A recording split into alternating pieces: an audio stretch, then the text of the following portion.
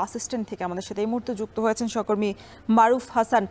মারুফ, যেমনটা বলছিলাম যে চাঁপাইনবাবগঞ্জ, রাজশাহী এবং নাটোরের যে যাত্রীরা আছে সেক্ষেত্রে অনির্দিষ্টকালের বাস চলাচল বন্ধ থাকায় যাত্রীদের ভোগান্তি কেমন দেখছেন, আর এই সমস্যা সমাধানে কর্তৃপক্ষ এখন পর্যন্ত কোনো উদ্যোগ নিয়েছে কিনা?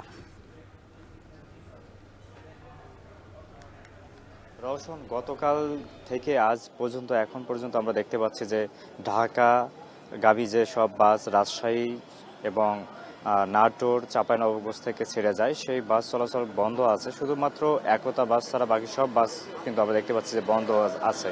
এখানে যে বিষয়টি ঘটেছে, পারিশ্রমিক বৃদ্ধির দাবিতে গত 23 সেপ্টেম্বর এখানে যারা শ্রমিক আছেন তারা কিন্তু কর্মবিরতি ঘোষণা করেন। বেশ কয়েক দফা তারা এই কর্মসূচি কিন্তু চালিয়ে যান। পরবর্তীতে মালিক পক্ষের সঙ্গে যখন তারা আলোচনায় বসে তখন সিদ্ধান্ত হয় যে যারা বাস চালক তাদের বেতন 500 টাকা বৃদ্ধি করে হবে। বর্তমানে তাদের বেতন দেওয়া হচ্ছে 1250 টাকা, পরবর্তীতে 500 টাকা বৃদ্ধিতে 1750 টাকা, এবং যারা হেল্পার আছেন তাদের বেতন 400 টাকা দেওয়া হয় এবং পরবর্তীতে 100 টাকা বাড়িয়ে তাদেরকে 500 টাকা বা 550 টাকা দেওয়ার সিদ্ধান্ত হয়।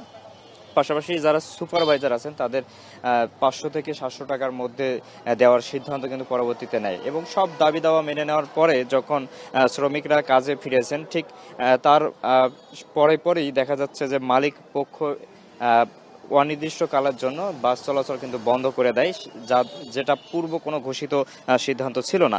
যখন এই পরিস্থিতি তৈরি হয় তখন এখানে যারা যাত্রী আছেন তারা টিকিট সংগ্রহ করার পরপরই যখন তারা ঢাকা উদ্দেশ্যে চলে আসে এবং এই কাউন্টারে এসে অবস্থান নেয়, দেখা যায় যে ঢাকাগামী শুধুমাত্র একতা বাস ছাড়া অন্য সব বাস চলাচল বন্ধ। তখন তারা বিপাকের মধ্যে পড়ে এবং আসলে তারা তাদের যে গন্তব্য ঢাকা সেখানে কিভাবে যাবে এই বিপাকে তারা পড়ে যায়। পরবর্তীতে এখানে মালিক পক্ষের পক্ষ থেকে এখন পর্যন্ত কোনো ধরনের সমাধানের আশ্বাস দেওয়া হয়নি। তবে এখানে যারা শ্রমিক নেতা আছেন তারাও কথা বলছেন যে দ্রুত সময়ের মধ্যে যাতে এই সিদ্ধান্ত থেকে মালিক পক্ষ সরে আসে এবং রাজশাহী, চাঁপাইনবাবগঞ্জ, নাটোরের সঙ্গে বাস চলাচল যাতে খুব দ্রুত সময়ের মধ্যে স্বাভাবিক অবস্থায় ফিরে আসে, যাত্রীদের ভোগান্তি যাতে দূর করে দেয়, এমনটাই কিন্তু প্রত্যাশা করছেন। সব মিলিয়ে মালিক পক্ষ আজকে তাদের জরুরি একটি বৈঠকের কথা বলেছেন এবং কখন এই বৈঠকটি হবে এখন পর্যন্ত আমরা আনুষ্ঠানিকভাবে তেমন কিছু জানতে পারিনি। তবে আশা করা যাচ্ছে যে আজকের মধ্যে একটি